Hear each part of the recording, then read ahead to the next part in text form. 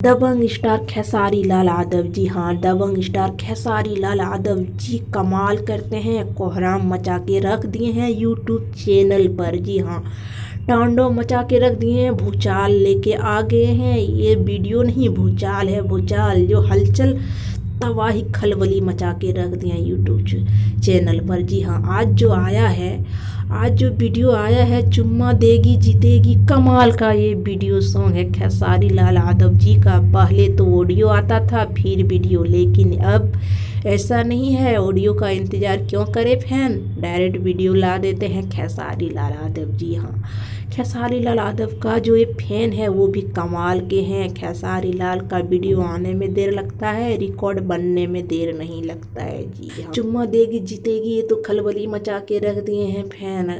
आप लोग नहीं देखें तो जाके देख सकते हैं। खेसारी म्यूजिक वर्ल्ड से ये आया है 7:15 में। जी हाँ, 3 घंटे में 1 मिलियन व्यू पार कर गया है, 1 लाख से ज़्यादा लाइक मिला है इस वीडियो में। जी हाँ, इस गीत को लिखे हैं श्याम आज़ाद जी ने, इसे म्यूजिक दिए हैं छोटू रावत जी ने। जी कमाल का ये है।